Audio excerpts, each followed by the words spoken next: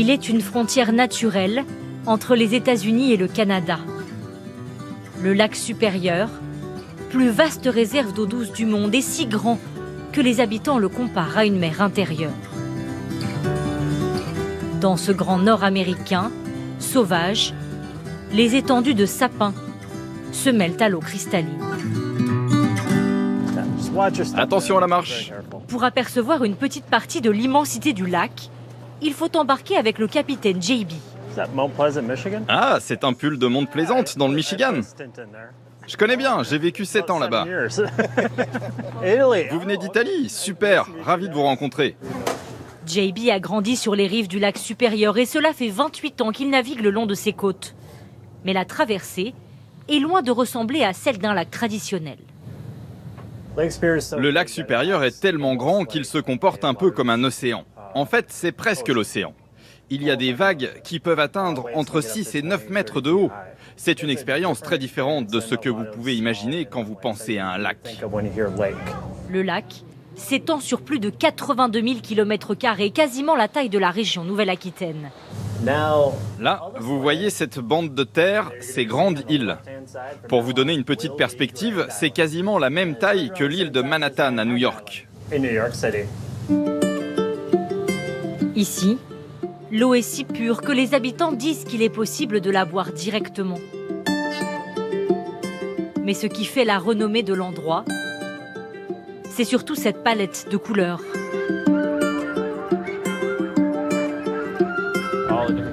Toutes ces nuances entre les couleurs des rochers, le bleu de l'eau et le vert des arbres, c'est incroyable. Je comprends pourquoi les gens d'ici sont super fiers de leur lac. Ils ont le droit, c'est totalement mérité. Une nature indomptée qui a attiré ces 3 moines, venus s'isoler dans la forêt il y a presque 30 ans.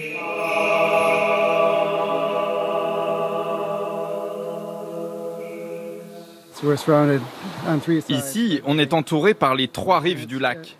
C'est un endroit reculé. Il n'y a personne, c'est hors du monde.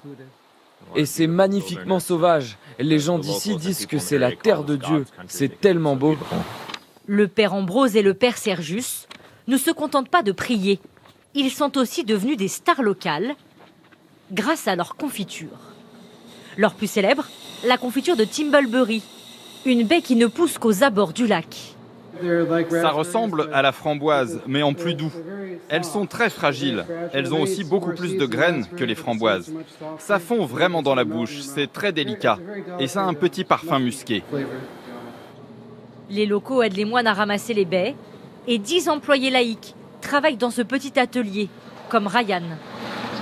Je crois que je suis devenu plus patient et plus humble en travaillant avec les moines. Ça m'a appris qu'il fallait toujours prendre son temps pour faire les choses et mettre beaucoup d'intention. Dans la boutique, les clients viennent parfois de loin pour goûter ces produits. Est-ce qu'on peut faire un selfie tous ensemble? Ah oui, pas de souci. On venait souvent en vacances autour du lac avec nos maris. Le mien était d'ici. Donc on est revenu faire un voyage entre sœurs. On prie beaucoup à l'église. On a une vie monastique. Donc ici, c'est un peu notre fenêtre sur le monde. À la nuit tombée, le lac n'a pas encore livré tous ses secrets. Il recèle un trésor, connu seulement des initiés. On dirait bien que j'ai de la concurrence ce soir. Jérémy vient depuis 5 ans sur cette plage à la recherche d'une pierre précieuse fluorescente, la Ypperlite. Il faut beaucoup de patience, savoir où regarder pour dénicher les bonnes pierres. Seule une lampe à ultraviolet permet de révéler la Ypperlite.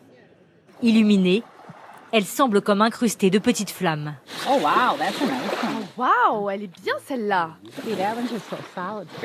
C'est très excitant. And then when she finds Oui, et quand elle trouve une grosse pierre, je suis jalouse et ça me pousse à en trouver une plus belle. Mais il y en a suffisamment dans le lac pour tout le monde. Oui, on s'amuse bien. Mais ce soir-là, Jérémy sera le seul à trouver dans les profondeurs Nom d'un chien, regardez ça. la plus impressionnante des pierres.